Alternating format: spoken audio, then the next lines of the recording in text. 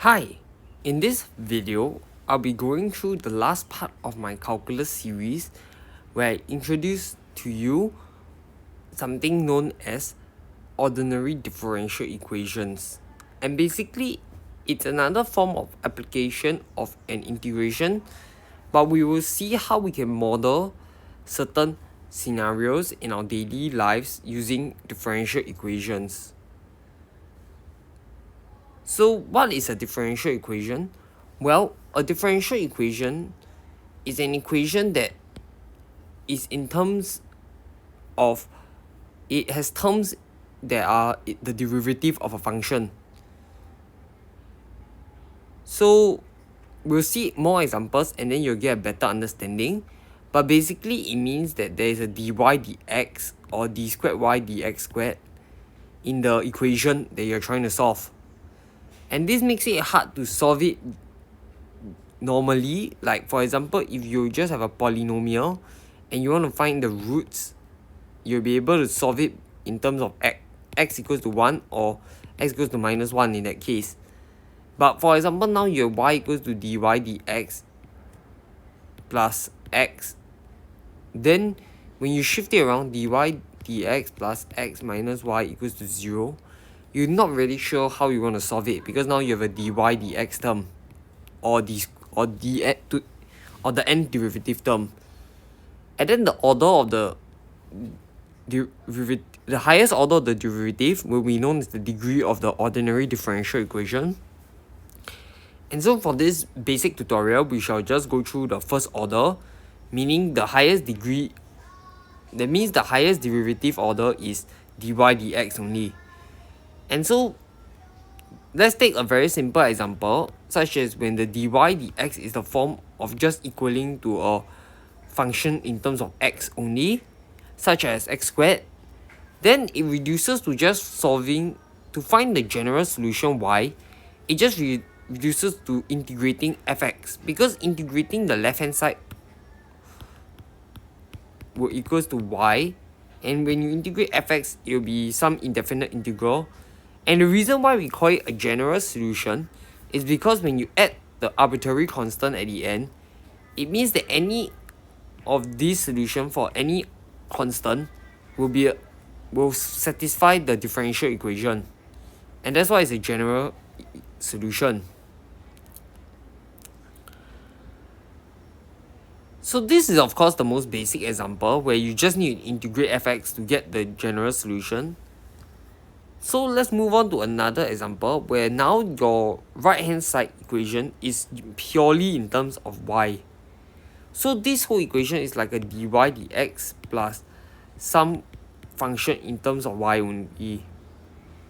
And now you can actually just view your x as a function of y, because you know that dx dy equals to 1 over dy dx. And so in that case, we know that dx dy equals to 1 over gy because you reciprocal this whole equation.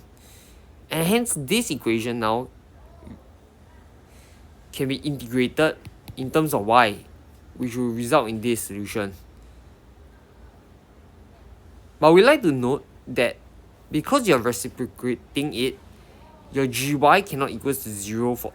So when you write out at the end of the solution, you have to state that gy cannot equals to 0, or in terms of y cannot equals to something, which implies that gy cannot equals to 0. For example, in this case, dy dx is 1 plus y squared.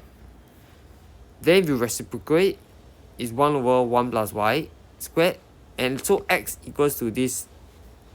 And because 1 plus y squared is never 0, you don't need to specify anything. And now x is in a general solution in terms of y.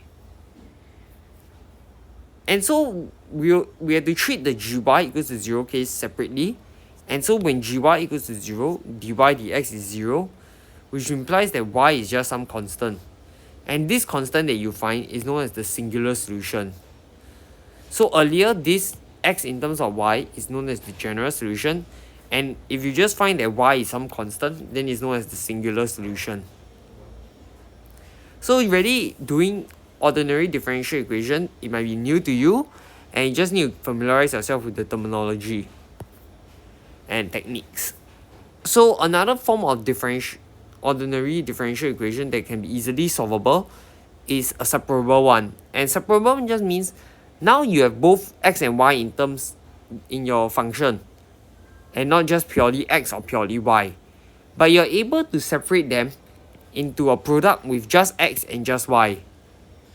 And as such, you can divide the gy over and integrate this with respect to y.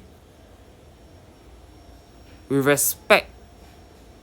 can just integrate this with respect to x, and it will be this form. So it's 1 over gy dy dx. You integrate with respect to x, well, this will just become dy, and so it's actually an integral in terms of y. The other side you integrate with respect to x. So what do I mean? We see the following here. We can separate them into one side having just the y's and one side having the x. And so when we integrate this one with respect to x, we can solve it. And when we integrate this side with respect to y, we can also solve it. And so the final solution is this. We don't really need to find what is C1 and C2, because we can just group them as a giant C at the end. And when we move on to what is known as an initial value problem, we can solve for what is this C by just subbing in what's x and y. But we'll show that at the end of the video. So a separable one, this is the technique of solving it. So basically, I'll repeat it again. You separate into x and y, and then you bring all the y's to one side and all the x to the other. And then at one side you integrate with respect to y, and the other you integrate with respect to x. And that will be basically how you solve a separable equation. The next terminology we shall introduce is what is known as a homogeneous equation.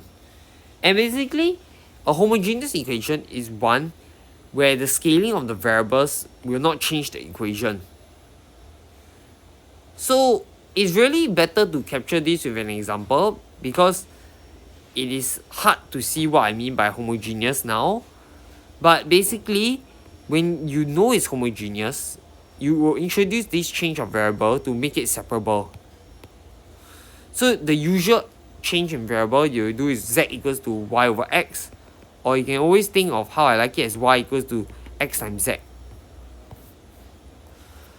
So let's say you have this ODE, then you convert it into this form. You can see the y over x is over here, and so because we know y equals to x times z and z equals to y over x, usually we will want to sub in this as replace this with z. And by doing so, we actually reach a separable equation, which we can now solve using our technique earlier over here, and thus get an form of z in terms of x. And then we just need to resub it back, and now we have the equation in terms of x and y. And this will be the general solution to this differential equation. And so usually it's y over x, because when you replace y over x with ty over tx, the t's will cancel out, so it reduces back to the original. So usually when how you want to know whether it's homogeneous is when you sub in this side with y equals to ty and x, replace x with tx, and see whether it results in the same thing. And in order to get so, you must have something dividing by another thing, and that's why we use this change in variable y over x.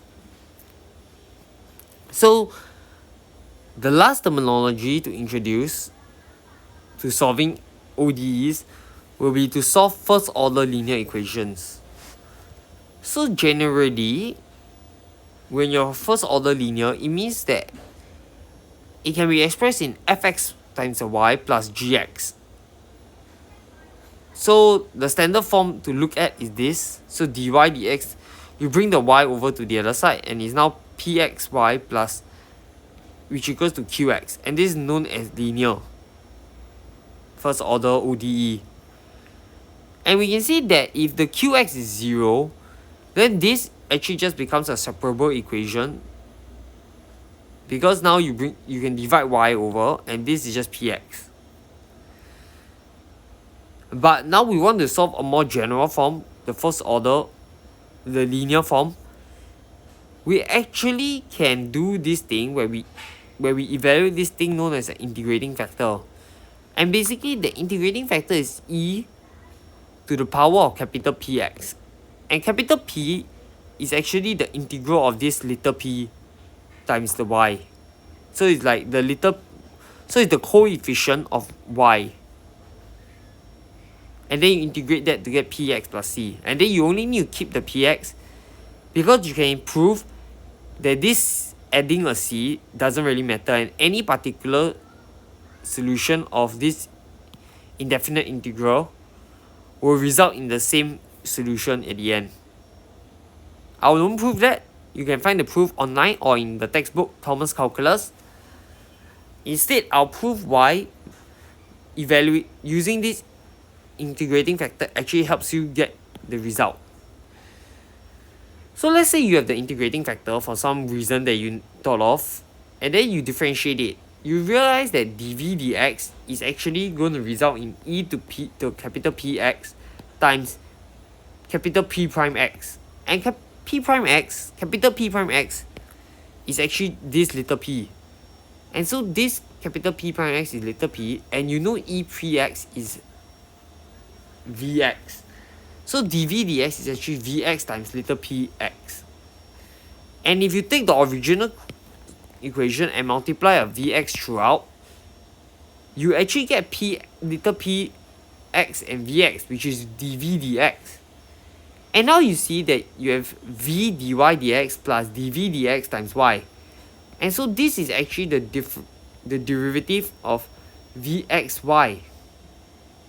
And so when you integrate now this side with respect to x and this side with respect to x, you're left with Vxy plus the integral of this. And you know this is just in terms of x, so you're just solving a normal integration. And then you just divide by 1 over Vx at the end, and you get the solution. And so solving a linear equation, you just need to remember the steps is to find the integrating factor, and then 1 over the integrating factor times the integral of the integrating factor times qx dx. This can be better illustrated with an example, and I'll show you 2 examples for you to better understand it. So the first example is we want to find the general solution to this equation. We recognize this as a linear equation because it's just in terms of y here. We convert it to our standard form to make it easier to see. Then we know this the coefficient, so the integrating factor is, we need to integrate this coefficient first. Then we take Vx equals to e to the power of this term, disregarding the constant. Then we now just solve the equation as 1 over Vx integral of Vx times this Qx over here. And we see this the result. So I hope you followed through. I'll go through the other example now. So we see that now y is not a linear form, but we see that x is a linear equation. And so we convert this into a linear equation in terms of x. So you need to flip everything, and now you get a dx dy. This is just x, and so you just solve it normally, finding the integrating factor, and then solving the equation. But now x is in terms of y. But either way, because you have found an equation in terms of x and y, that it will be constituting your general solution to the original ODE that you are trying to solve. And so by practicing more on integrating factors and solving indefinite integrals, you are better able to solve ordinary differential equation. And with these techniques, now it comes to solving real life examples, and that is what is known as initial value problems. Because in the reality, you can usually model a general equation, a system or equation that you want in terms of a differential equation. But because in reality you have experiments and you're able to find some specific values, you're able to sub these values in, and this will result in a particular solution. So it's using the conditions given to find the unknown constants in the general solution. Say for example, now you have this equation and you know that y equals to 0 at this point. So you know that the general solution will pass through 3 pi over 4 comma 0. And so solving it using the integrating factor, you get a general solution at the end, and when you sub it in, you are able to solve for the constant c. And so the particular solution will be y equals to square root 2 times tangent x minus secant x. And so really the gist of the problem is really knowing how to solve the differential equation, and then subbing in will just be a very routine step.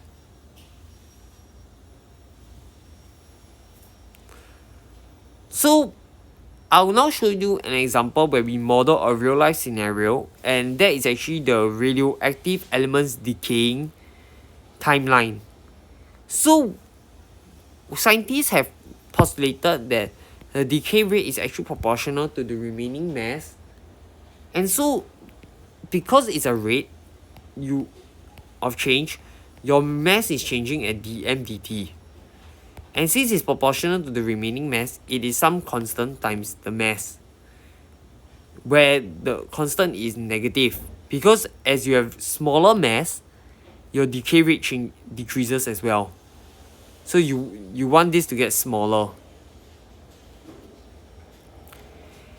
And so this is just a separable equation, and then we just know that we just need to divide 1 over m throughout. This will just result in tk plus c. This is ln m, and so we just take e, so m equals to e to the power of kt times some constant c, like what we have already done in earlier examples, but now we are applying it to a real life problem. And this is actually the proof of why the half-life is always in this formula. So if you ever read textbook and they just say the half-life is minus ln 2 over t half, well, this is the reason, because the half-life means that you have half the amount left. So this is just half m0, and then you cancel the m0s, and then you get half equals to ekt. You take the ln of half is minus 2, which means this is kt, and k will equals to ln 2 over minus ln 2 over t half. And so let's now solve a question. For example, now you know that the half-life is 5,730 years. So you sub this later as 5,730 to get k over here. We want to know the age of the sample when 10% has decayed. And so 10% means that e to the power kt equals to 0.9. And because we know what's k, we just solve for t, and we get the result. And so you can see this is a very clear example of how we use differential equation to model radioactive decay, and that allows us to solve for the age of a sample. And so I've come to the end of ordinary differential equation, and I'll give you certain ways to solving it. So you just need to practice more and you'll get familiarized with the techniques. This is the end of the calculus series. I've hoped you've enjoyed it, and drop a comment for any other topics that you want me to cover. Thank you for listening, and like, share and subscribe, and I'll see you again.